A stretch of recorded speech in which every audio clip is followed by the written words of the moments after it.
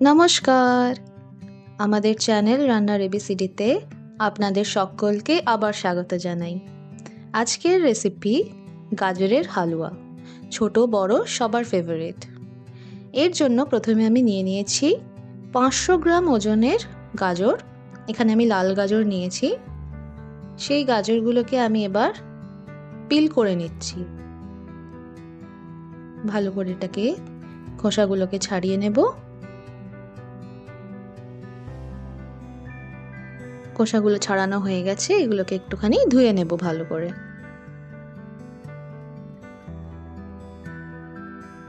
ধুয়ে নিয়েছি। এবার এগুলোকে আমি ছোট ছোট করে পিস করে নিচ্ছি। চাইলে কিন্তু তোমরা গ্রেটও করে নিতে পারো। আমি এটাকে ছোট ছোট টুকরো করে মিক্সিতে দিয়ে একেবারে পেস্ট করে নেব।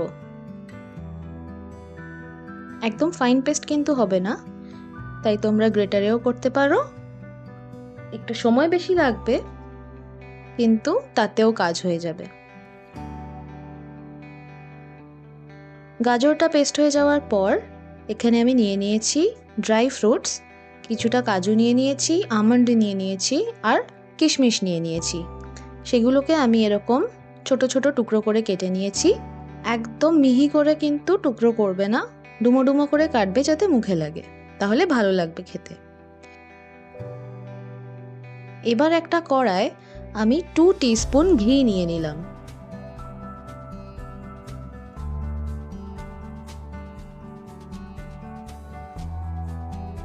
ঘিটা গলে গেলে এতে আমি দিয়ে দিচ্ছি একটা তেজপাতা, আর 5-10 সেকেন্ড পর আমি এতে পেস্ট করা গাজরটা দিয়ে দিচ্ছি।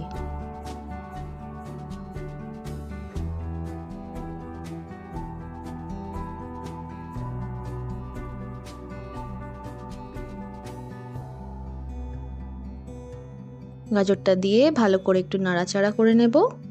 এই রেসিপিটাই কিন্তু শুধু দুটো কাজ, একটা হচ্ছে গাজরটা গ্রেট করা, আর একটা হচ্ছে ভালো করে নাড়াচাড়া করা। আর বাকি পুরোটাই ভীষণই ইজি, কিচ্ছু নেই এই রেসিপিতে, শুধু ভালো করে নাড়িয়ে যাও নাড়িয়ে যাও নাড়িয়ে যাও।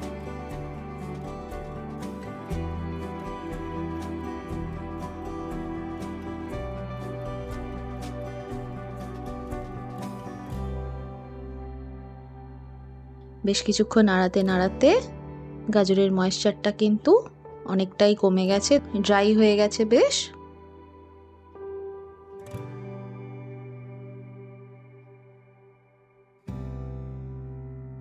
এবার দিয়ে দিচ্ছি 2 কাপ দুধ। দুধটা রুম টেম্পারেচারে আসার পরেই আমি এখানে দেব, ঠান্ডা দুধটা কিন্তু দেব না। এই 2 কাপ দুধ আমি দিয়ে দিলাম। ভালো করে নাড়াচাড়া করে নিচ্ছি। ফ্লেমটাকে এখানে আমি হাইতেই রেখেছি। দুধটা দেওয়ার পর ফ্লেমটাকে যদি হাইতে রাখো তাহলে কিন্তু একটু তাড়াতাড়ি হয়ে যাবে।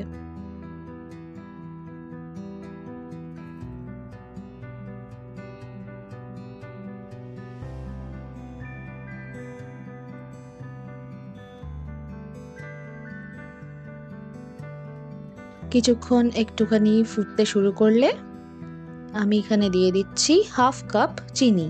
চাইলে তোমরা গুড়ও ইউজ করতে পারো, আর যদি বেশি মিষ্টি তোমরা পছন্দ না করো চিনির পরিমাণটা কমিয়েও দিতে পারো। চিনিটা দেওয়ার পর ভালো করে আবার নাড়াচাড়া করে নিচ্ছি।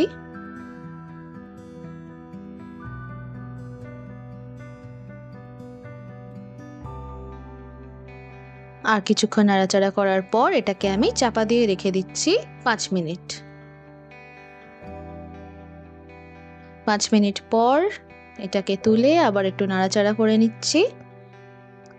আর যখন চাপা দিয়ে রেখেছিলাম তখন কিন্তু আমি ফ্লেমটাকে কমিয়ে রেখেছিলাম। ভালো করে এটাকে নাড়াচাড়া করব। এবার আমি এখানে দিয়ে দিচ্ছি ড্রাই ফ্রুটস কিছুটা।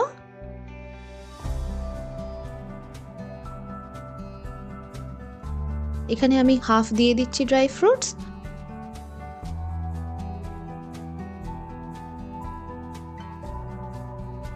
আর এতটা আমি রেখে দিচ্ছি গার্নিশের জন্য ইউজ করব।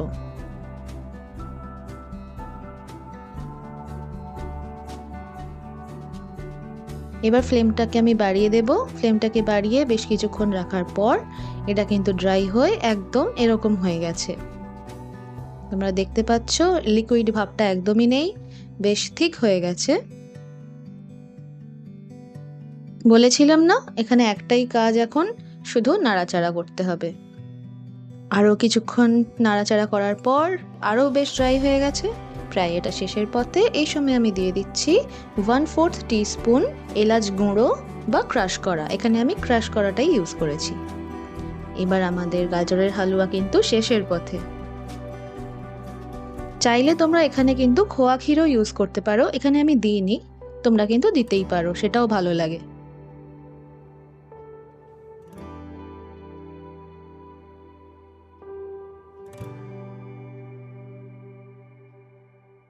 আর তৈরি হয়ে গেছে আমাদের গাজরের হালুয়া। খুব কুইক রেসিপি, খুব ইজি রেসিপি, শুধু একটাই কাজ, নাড়িয়ে যাও আর নাড়িয়ে যাও। ভিডিওটা শেষ অবধি দেখার জন্য অসংখ্য ধন্যবাদ। রেসিপিটা পছন্দ হলে ভিডিওটাকে লাইক করে দিও, শেয়ার করে দিও আর সাবস্ক্রাইবটা প্লিজ করে দিও। আবার দেখা হবে পরের কোনো রেসিপিতে। আজকে তবে আসি, বাই।